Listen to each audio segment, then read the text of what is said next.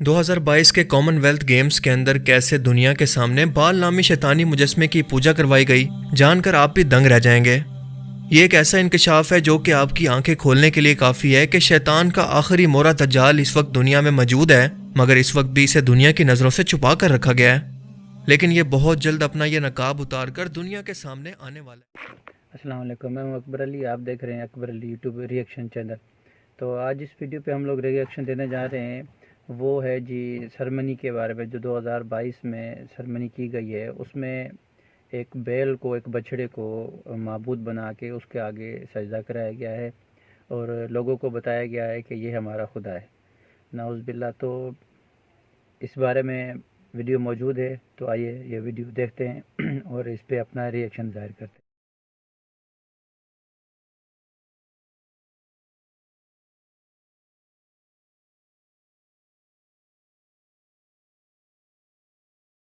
2022 کے common wealth games کے اندر کیسے دنیا کے سامنے بال نامی شیطانی مجسمے کی پوجا کروائی گئی، جان کر آپ بھی دنگ رہ جائیں گے۔ یہ ایک ایسا انکشاف ہے جو کہ آپ کی آنکھیں کھولنے کے لیے کافی ہے کہ شیطان کا آخری مورا دجال اس وقت دنیا میں موجود ہے، مگر اس وقت بھی اسے دنیا کی نظروں سے چھپا کر رکھا گیا ہے، لیکن یہ بہت جلد اپنا یہ نقاب اتار کر دنیا کے سامنے آنے والا ہے۔ اور یہ وہی بال نامی مجسمہ ہے جسے آج سے تقریباً 3000 سال پہلے موسیٰ علیہ السلام کی قوم نے اپنا خدا مان کر اسے پوجنا اور اسے سجدہ کرنا شروع کر دیا تھا جب موسیٰ علیہ السلام کوہ طور پر اللہ تعالیٰ سے ملاقات کرنے کے لیے گئے اور ان پر تورات نازل ہوئی۔ یہ صرف 40 دن کا ٹائم تھا، لیکن جب موسیٰ علیہ السلام کوہ طور سے واپس لوٹے تو ان کی قوم سونے کا بچڑا بنا کر اور اسے خدا کہہ کر اس کی پوجا کر رہی تھی، کیونکہ اس دوران شیطان نے سامری جادوگر کی شکل میں آ کر ان لوگوں کو بہکایا کہ اپنی شکل کا مجسمہ بنوا کر ان لوگوں کو اپنی عبادت پر لگوا دیا، حالانکہ ان کے درمیان اللہ کے دو برگزیدہ پیغمبر موسیٰ علیہ السلام اور ان کے بھائی ہارون علیہ السلام ابھی موجود تھے۔ اور آج ہزاروں سال کے بعد جب آخری زمانہ چل رہا ہے تو 2022 کی کامن ویلتھ گیمز کے اندر براہ راست انسانوں کو اسی بیسٹ، بال یا شیطان کے مجسمے کے سامنے ایک بار پھر سے سجدہ کروایا جا رہا ہے، اور یہ کوئی ایک دو لوگ نہیں بلکہ 72 ملکوں کے لوگ ہیں، لیکن لوگ اسے اپنی آنکھوں کے سامنے دیکھ کر بھی غفلت کی نیند سو رہے ہیں۔ جو لوگ کامن ویلتھ گیمز کے بارے میں نہیں جانتے، ان کو تھوڑا سا انٹروڈکشن کراتا چلوں کہ یہ اولمپک کے بعد دنیا کا دوسرا سب سے بڑا سپورٹس ایونٹ ہے جسے برٹش امپائر گیمز بھی کہتے ہیں، اور ایسا اس لیے کہ یہ 1930 کے اندر پہلی بار شروع ہوئی، جس کے اندر تقریباً سبھی ایسے ملک شامل ہوتے ہیں جو کہ کسی زمانے کے اندر برٹش امپائر کے قبضے میں تھے یا اس کی کالونی رہ چکے ہیں، لیکن اب آزاد یا خود مختار ہیں۔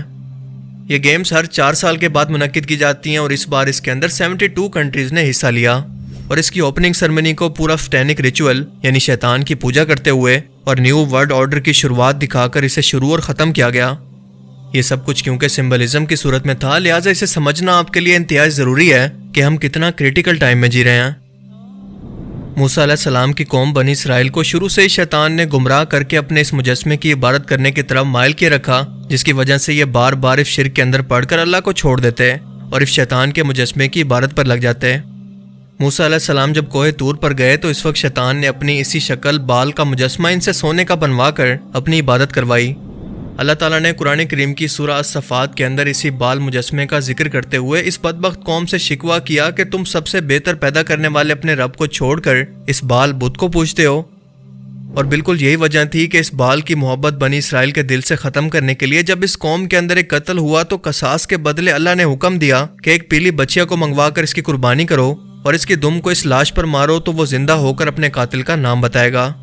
اس بچڑے کی قربانی صرف اس لیے کی گئی تاکہ بنی اسرائیل قوم کے دل سے اس کی محبت ختم ہو سکے، لیکن ہزاروں سال گزرنے کے باوجود یہ بنی اسرائیل کی محبت آج بھی قائم ہے، کیونکہ اس قوم کا شیطان سے کبھی تعلق ٹوٹا ہی نہیں، چاہے جتنے مرضی پیغمبر اس قوم کے اندر بھیجے گئے ہوں۔ لیکن یہ لوگ اس پیغمبر اور رسول کے گزرنے کے بعد ایک بار پھر سے جادو، سود اور سازشوں میں پڑھ کر اللہ کا دین یا تو بدل دیتے یا اس سے پھر جاتے۔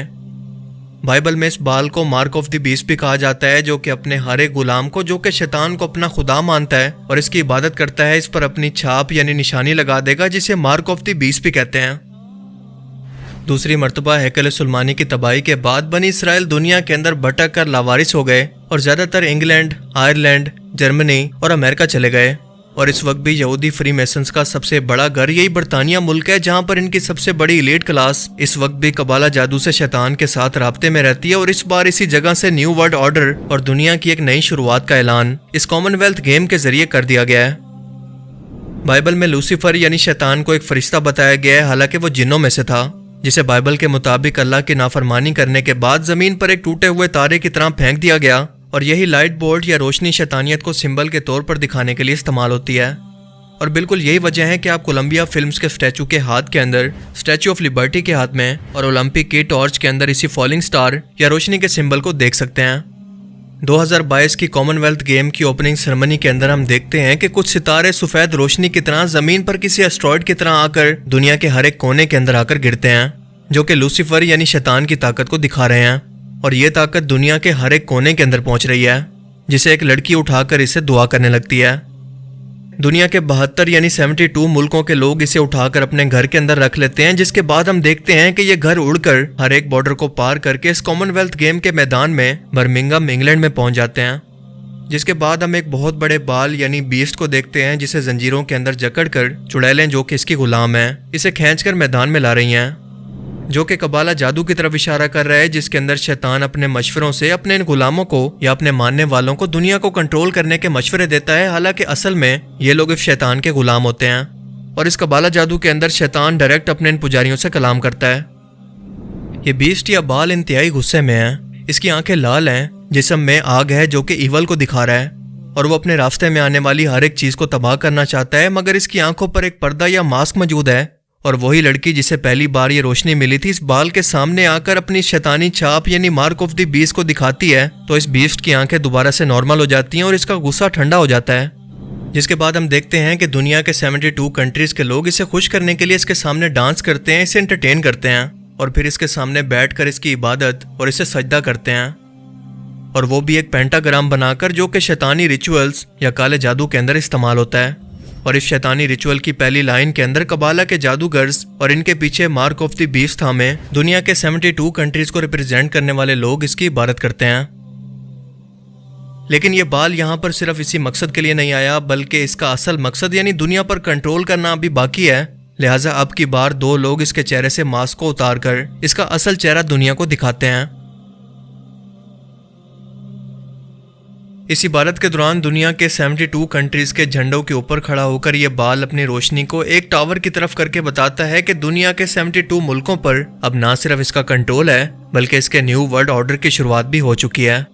क्योंकि जिस टावर की तरफ ये रोशनी करते हुए दिखाई गई है वो और कोई नहीं बल्कि इब्राहीम अलैहिस्सलाम के दौर के अंदर मौजूद नमरूद बादशाह की वो इमारत थी, जो कि इसने खुदाई का दावा करने के बाद ये कहकर बनवाई कि मैं इसे इतना ऊंचा बनाऊंगा कि आसमानों पर जाकर इब्राहीम के खुदा से जंग कर सकूं। बाइबल में इसे टावर ऑफ बाइबल भी कहा जाता है, और इस इवेंट के अंदर यह दिखाया गया है कि इस टावर को दोबारा से तामीर किया जा रहा है, जिसे खुदा ने आग के जरिए जलाकर खत्म कर दिया था, जिसे आप टावर पर लगी हुई आग को देखकर समझ सकते हैं। मगर अब इसे दोबारा से खुदा से जंग करने के लिए तामीर किया जा चुका है,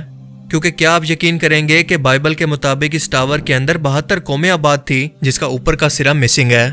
और ये ऊपर का मिसिंग हिस्सा वही है जिसे खुदा ने आसमानी आग के जरिए तबाह कर दिया था।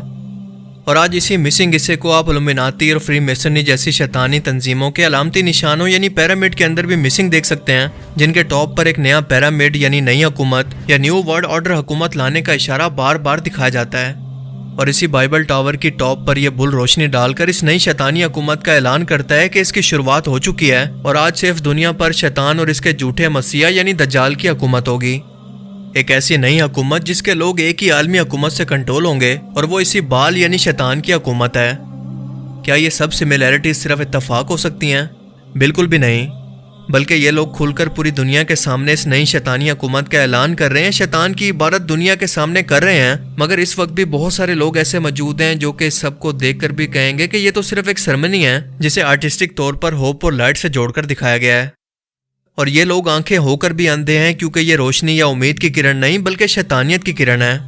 और ऐसे ही तो शैतान और इसके मसीहा दज्जाल को धोखेबाज नहीं कहा जाता, जो कि लोगों की नजरों और सोच को धोखा देकर कंट्रोल करके इन्हें गुमराह करेगा कि यहाँ तक के जहन्नुम में पहुंचा दे। अपने आसपास जरा नजर दौड़ाकर देखें कि क्या पूरी दुनिया के अंदर इस वक्त माशी बदहाली, जंग, भूख और तबाही क्या नहीं है? क्या इसी फितने के दौर के अंदर दज्जाल के ज़हूर का जिक्र नहीं किया गया था कि जब लोग मजबूर होकर या गुमराह होकर इसका साथ देंगे? इस वक्त इसकी आमद की तमाम निशानियां पूरी हो चुकी हैं और इसकी शैतानी हुकूमत का भी ऐलान हो चुका है, और अगर हमने अभी भी अपनी आंखें ना खोली तो शायद ये गुमराही की मौत और जहन्नुम में जाकर खुलेंगी। اللہ ताला से दुआ है कि वो हमें ऐसे गाफिल लोगों में शामिल ना फरमाए। ये आमीन। फितने के बारे में बताया गया, बड़ी अच्छी वीडियो, मालूमाती वीडियो बताई गई है। तो हम लोग अल्लाह से यही दुआ करते हैं कि अल्लाह पाक हमें इस दज्जाली फितने से बचाए और अच्छे अमाल करने की तौफीक अता फरमाए, और हमारे हुक्मरानों को भी अच्छा एक दूसरे के साथ रहने की तौफीक अता फरमाए। आमीन।